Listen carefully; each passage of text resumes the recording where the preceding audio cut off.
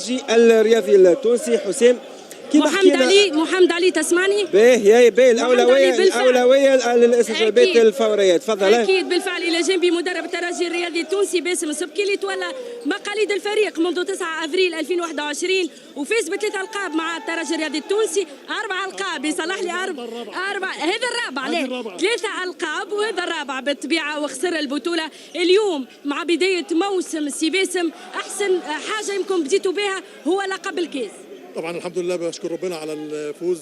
الحمد لله مباراة كانت باهية. الحمد لله احنا كان لنا الافضليه من اول المباراه. النادي الافريقي من الانديه الباهيه الكويسه فعلا تلعب هاندبول راقي والحمد لله ان احنا قدرنا نكسب بالفرق ده. حاجه تتحسب لنا الحمد لله في بدايه الموسم وان شاء الله يبقى موسم سعيد علينا باذن الله.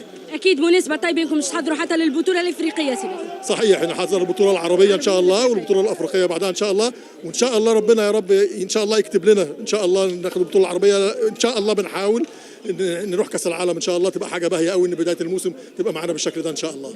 الترجي مع الزمالك والاهلي في بطوله الافريقيا. انا كنت مدرب الزمالك وكنت لعبت الاهلي. انا راجل محترف. الحته اللي انا فيها هي دلوقتي انا عايز اكسب الاهلي واكسب الزمالك. طبعا ليهم كل الاحترام. الزمالك بيتي والاهلي طبعا فريق محترم جدا. انما في الاخر انا مدرب محترف للترجي وان شاء الله باذن الله نكون احنا باذن الله لينا الاسبقيه ان شاء الله. الترجي الرياضي التونسي مع لاعبين الخبره اللي عندهم مع الانتدابات الجديده اليوم القى نفسه نجم يجاري النادي الافريقي.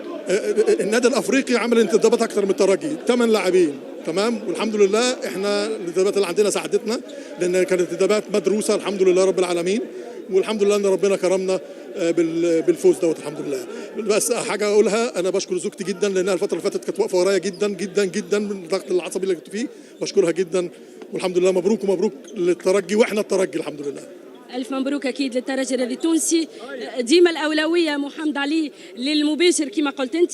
أسامة البوغانمي بداية موسم طيبة يمكن للترجي الرياضي التونسي يثأر يمكن نوعا ما من النادي الإفريقي كما نقولوا بلغة الكرة قسمة خيان البطولة للإفريقي ولا قبل كاس الترجي الرياضي التونسي. أول حاجة مبروك علينا تيتر عزيز وغالي. كاس بدمه ظهر لي نتيجة وأداء. بالنسبة لي أنا الحقيقة الدوبلي متاعنا سنة فما تيتر تفكلنا. كنا الناس الكل شفنا الظروف اللي تلعبت فيها المباراة شفنا معناها كيفاش تفكلنا تيتر. لكن بالنسبة لي أنا التيتر هذا نحب نهديه بيرسونيلمون نهديه لجماهير الترجي الرياضي التونسي اللي ساندتنا برشا في المحنة اللي بالنسبة لي نحن محنة كي ما نهزوش دوبلي. بالنسبه لي انا كيف بيرسونيلمون نحب نهدي لهم التتويج هذايا خاطر برشا سوتيان لقيته الحقيقه بعد نهائي بعد نهائي البطوله. كيف فما شخص الحقيقه نحب نوجه له تحيه اجلال وتقدير اللي الحقيقه وين ما يقعد يحكي عليا بالباهي. ما فماش قاعده ما يجبدش البوغانمي في كل ديكلاراسيون يحكي على البوغانمي. نحب نوجه له تحيه سي عماد الدبابي نقول له ميرسي سي عماد وان شاء الله ديما هكاك نراو لي ديكلاراسيون تاعك في خصوصي انا وهاني نجاوب سور تيران ونحب نهدي لك التيتر هذايا. أسامة البوغانمي كيما يعودنا باستجواباته ومحمد علي. عبد الحق بن صالح لاعب الترجي ألف مبروك للترجي. يمكن أحسن بداية لكم أنتم إنه تبدأوا بلقب الكاس في انتظار الموسم وفي انتظار البطولة العربية والأفريقية. صحيح الحمد لله اليوم انتصار مهم برشا ماتش ديربي فينا الكوب. نهديو أول حاجة للجمهور نتاعنا اللي ديما مساندنا.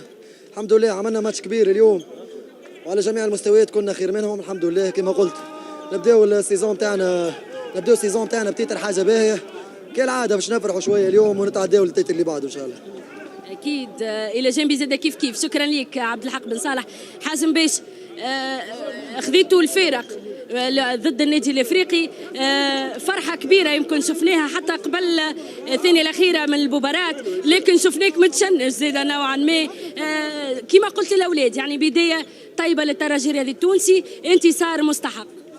والله الحمد لله يعني كما شفنا اليوم من اول ماتش يعني خذينا يعني 5 بوان 6 بوان من الاول وفي الميتون في 8 بوان يعني ما تصيرش مرتين يعني على الترجي اليوم باش يرجع يعمل دو ريمونتادا. معناها صارت مره ذيك غلطه صارت وكانت يعني منظمه تحكيميه زاده. اما اليوم يعني التيتر نتاعنا ما نخليو حد يفكونا.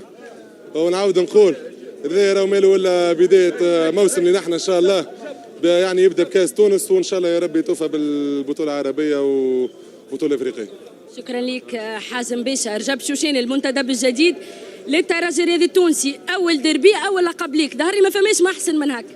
والله اولا بسم الله الرحمن الرحيم، الحمد لله يا ربي اليوم توجنا بكاس تونس، ويعني نشكر الطاقم الفني والطاقم الاداري والاداره والجمهور بارك الله فيهم وقفوا معنا، والحمد لله يعني الشخص يتعب يعني يلقى منتوجه في الاخر.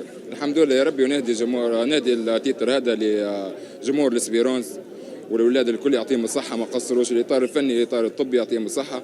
ونحب نادي حتى لعائلتي في ليبيا وجمهور الأهلي، وإن شاء الله القادم أفضل بإذن الله إن شاء الله. اليوم كيفاش لقيت الأجواء في الدربي؟ يمكن ينقصوا نوعا ما الجمهور، يمكن راك شفت حاجة أخرى نتصور في الدربي هذا. هي أكيد هي كان بالجمهور، يعني جمهور الإسبيرون جمهور كبير ومعروف، وكان نقص الفرحة بهم هما اليوم الحقيقة نتاع ربي يعني.